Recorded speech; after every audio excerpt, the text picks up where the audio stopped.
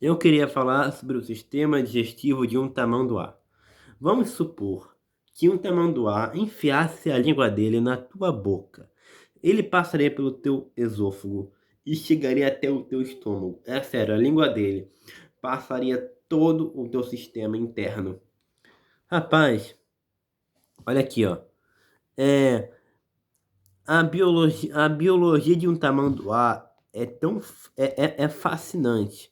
Porque, cara, se você for pegar a língua dele, até a língua, olha aqui, não é só uma língua grande. O tamanduá não tem só uma língua, ele tem uma língua adaptada para para uma dieta insetívora. Enfim, ele é um bicho incrível, velho. Tudo nele ali é feito para dieta insetívora dele.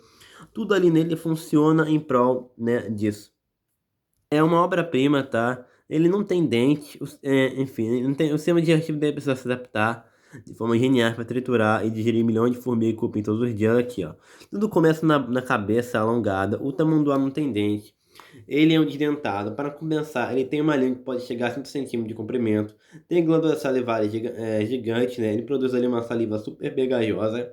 As formigas, né, grudam na língua e o tamanduá engole inteira sem mastigar, enfim, né? E tem o estômago moedor, enfim, né?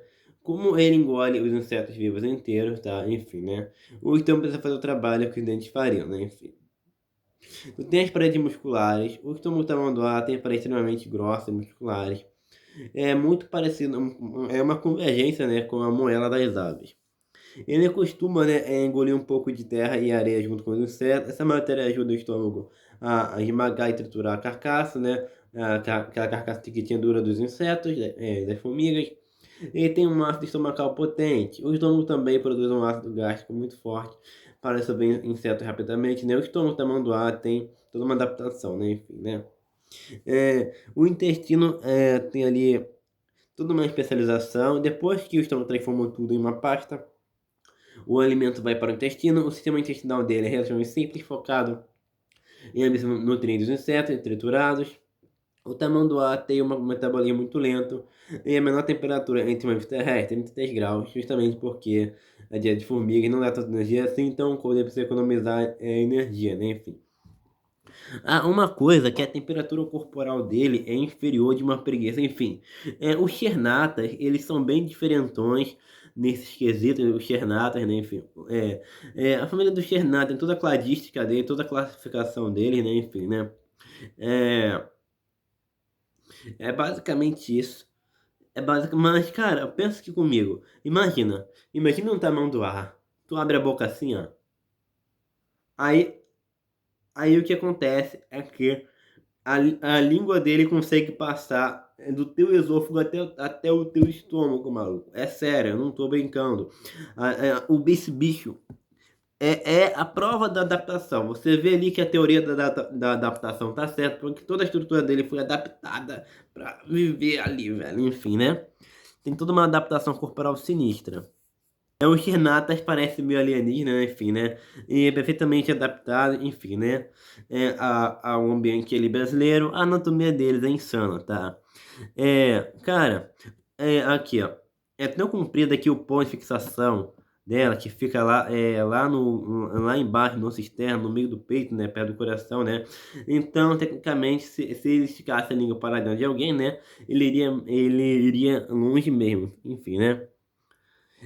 O tamanduá é o grande propaganda da adaptação, porque ele é prova disso. Eles têm particularidade que nenhum outro mamífero tem, tudo neles é focado em gastar o mínimo de energia possível, tá? Enfim, né? Como come cupim, né? Como come cupim, né? O xernato em geral, né? A preguiça, o tamanduá, no caso do tamanduá, o cupim, da preguiça as folhas, né? Tem pouquíssimas calorias, né? O nome xernata significa articulação estranha, né?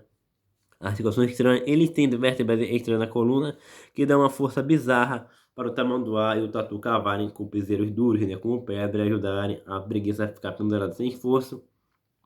Enfim, né? A preguiça de 3 dedos consegue ter uma temperatura de 34 a 33 graus. O tamanduá fica em 33. Eles têm uma dificuldade para regular o calor, né? Não, peço perdão. eu errei numa coisa, o tamanduá tem uma temperatura mais elevada que a da preguiça. Enfim, né? O cérebro, aqui ó, eles têm um cérebro pequeno, né, e seletivo. O cérebro deles consegue, né, ali, ali, consegue, né, ter ali toda uma estrutura que não é muito, toda a adaptação, né, perdão, a adaptação fez que o cérebro deles estivesse ali, né, é, fosse pequeno, né, e é seletivo. Como o cérebro dele consegue consumir muita energia, a adaptação deu a ele cérebros menores e com menos dobras, né, lincéfalos, né, o nome é o nome é licencéfalos, né, enfim. Em comparação com outros mamíferos do mesmo tamanho, não precisam de supercomputadores na cabeça para caçar formigas que estão paradas, né? Não precisa é, de muita capacidade neural. Se a gente for olhar a genealogia, a classe dele, faz todo sentido eles serem tão isolados em suas características. Eles são uma das linhagens de mamíferos placentários mais antigos das Américas. Tem os Chirnatas, tem a singular tatu e tem os pilosas, né? Enfim, né? Ali no pilosa tem as preguiças, tem os vermelíngua, né? Os tamanduás. Os vermelíngua é o grupo dos tamanduás, significa literalmente língua em forma de verme. A biologia não tem limite na hora de dar nomes, fascinante, né? A gente na biologia não tem limite pra isso, enfim, né? Cara, eu gosto muito dos animais, né? E eles sofrem muito com a devastação, né? Enfim, a gente acha eles fofos, né? A gente brinca, ai que fofinho. Mas, cara, se um tamanduá ele pega você, aquelas garras dele, se ele enfia aquela garra em você, maluco, se ele te dá uma agarrada, ele causa uma hemorragia, ele te causa um choque hipovolêmico, cara. Se tu der mordida de uma preguiça, cara, ela dilacera o teu dedo. Um tatu pode te deixar com lepra, maluco. Não são animais inofensivos. São animais, né? São animais que se te pegarem, se uma preguiça te morder com vontade, se um tamanduá te morder com vontade, meu amigo, ele vai te causar um estrago. Enfim, né? Cara, se tu for pegar o crânio de uma preguiça, tu vê que os molares da preguiça é modificado em canino, são falsos molares. Se tu vê as garras de um tamanduá que são assim, cara, se um tamanduá ele abraça uma onça, ele perfura os órgãos internos da onça. Se ele perfura, se ele perfura o fígado de uma onça, toda a toxicidade do fígado da onça ia vazar pro corpo dela, ia contaminar o sangue dela e ela ia morrer, velho. Enfim, né? Enfim, deixa eu pensar aqui. Cara, quando o tatu ele corre,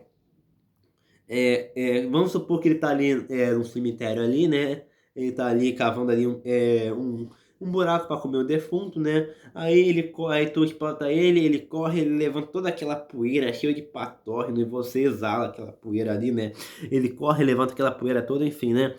Nenhum animal é fofinho, tá? Ai, que bonitinho o tatu, que pena que ele pode te deixar com lepra, né? Enfim. Cara, se você for olhar a dentição de uma preguiça, esses bichos, eles não são eles não são indefesos, eles não são animais que vão ficar parados olhando pra você.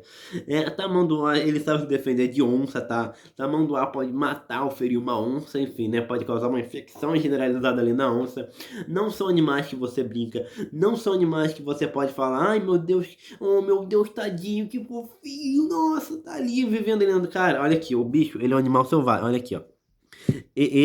O tamanduá, ele é um animal selvagem. Entenda isso, pelo amor de Deus. Eu tenho muito respeito pela ecologia, tá? Eu tenho muito respeito pela fauna brasileira. Enfim, tá? Eu tenho muito respeito. Eles não são lentos ou estranhos, tá? Enfim, né? Muita gente se engana, eles são sobreviventes pesados, se adaptaram muito bem. O tamanduá não tem dente, ok, mas tem garras.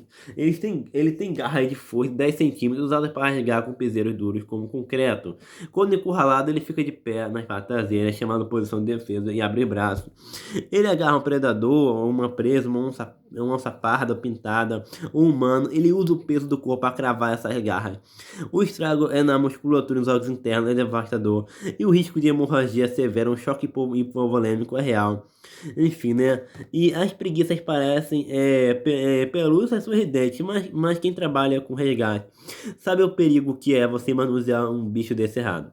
Eles não têm aquele verdadeiro como eu falei, mas os primeiros molares, né? Os primeiros molares, né? Enfim, né?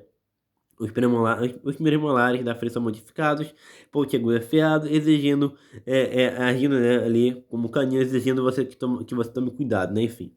Ele tem uma mandíbula. A preguiça tem uma mandíbula para triturar folhas duras e uma mordida de preguiça pode dilacerar a carne, tá? Tendões. Enfim, e já era. E o tatu e a questão da rançonize é séria, tá? É um problema de saúde público do tamanduá, do tatu galinha, né? Não, tatu, perdão, não tamanduá, o tatu galinha, perdão. E os tatus, né? Enfim. É um dos poucos mamíferos dos seres humanos que podem carregar e transmitir a bactéria da lepra, a Mycobacterium leprae, né? Mycobacterium. Enfim, o perigo não está só no contato direto ou em comer a carne, mas ao cavar a terra seca, seja em áreas rurais ou qualquer ambiente onde ele busca matéria orgânica, a poeira que ele levanta pode carregar esporos patógenos. E ao inspirar essa poeira que o animal levanta, ou ter contato com o fluido do animal, é uma via de transmissão perigosa, tá? Entendeu? Então, meu amigo, respeite a natureza, respeite a ecologia, eles são animais essenciais para o ecossistema, tá? E merece viver livres e soltos na natureza, tá? Olha aqui, ó. O respeito à ecologia e à vida selvagem passa por entender que cada animal tem um papel fundamental onde vive. Entendeu? Olha aqui, ó. O único tamanduá pode consumir até 30 mil formigas e cupins por dia. Sem ele, as populações de insetos sairiam do controle, desequilibrando toda a fauna e a dinâmica do solo. Os tatus, ao cavarem suas tocas e buscarem alimento, aeram o solo, né? Ajudam a infiltração de água, misturando nutrientes do solo. Além disso, né, as tocas vazias deixam ali espaço para os outros animais. As preguiças ao se alimentarem das folhas lá no alto e descerem apenas uma vez por semana para defecar, funcionam como adubadores das bases das árvores, enfim, né? Levando nutrientes para a floresta de forma concentrada, né? Enfim. É basicamente isso. Cara, na verdade, eu queria. Olha aqui, ó. Eu queria falar mais uma coisa aqui. O tatu e a preguiça e o tamanduá são chernatas que sofrem com o atropelamento urbano, tá? Não, em rodoviário, perdão. Eles sofrem ali com o atropelamento ali, eles são atropelados, tá? Enfim, um dos problemas ambientais que enfrentamos nas estradas. O atropelamento em rodovias é uma ameaça gigantesca para a conservação dos chernatas e um motivo diretamente ligado à biologia que a gente conversou, olha aqui, ó, quem tá conversando, olha aqui, a lentidão da preguiça. Quando uma preguiça tenta atravessar uma rodovia, geralmente porque a copa da árvore foi cortada, ela não consegue passar por cima, ela se move muito devagar e não tem a menor chance de fugir de um veículo em alta velocidade. A visão ruim do tamanduá do tatu, ambos têm uma visão muito limitada e depende, né? E depende, nossa, meu cabelo tá todo desarrumado, deixa eu colocar aqui. E depende do fato da audição, o tamanduá, por exemplo, muitas vezes não percebe o carro chegando, né? Enfim, minha cabeça. Cara, na verdade, minha cabeça não tá coçando. Eu tenho mania de coçar, mesmo sem precisar coçar, enfim. Olha aqui, ó. A pelagem musical com asfalto à noite, tornando invisível para os motoristas. Quando o tamanduá se assusta com os faróis ou com o barulho do carro, o reflexo natural dele é dar um salto vertical, ou se fecha, quando o tamanduá, né, perdão, eu falei tamanduá, tamanduá. Não, tatu, perdão, não confunde os nomes. Às vezes eu falo assim rápido, eu confundo. Quando o tatu se assusta com os faróis ou com o barulho do carro, o reflexo natural dele é dar um salto vertical ou se fechar em uma bola. Nas estradas, esse salto faz com que quando ele fecha em uma bola ou dá um salto verticalizado, né? Ou se fechar em uma bola, nas estradas, esse salto faz com que ele bata no para-choque do carro, que é quase sempre fatal, tá? Enfim, né? E tem impacto ecológico. Como esses animais têm um metabolismo lento, a reprodução deles também é lenta, as famílias de tamanho do tatu precisam, né, de tempo para se reproduzir e ter um filhote, fica muito dependendo da mãe. Quando a mãe morre atropelada, o impacto na população local é gigantesco, porque demora um tempo para a espécie se recuperar aquele indivíduo perdido, né? Por isso, passagem de forma de instalação, né, túnel por debaixo da pista, ponte de corda, né, cerca de direcionamento, redução de velocidade em áreas de preservação são tão urgentes, né? Enfim, é basicamente isso. Fiquem em paz.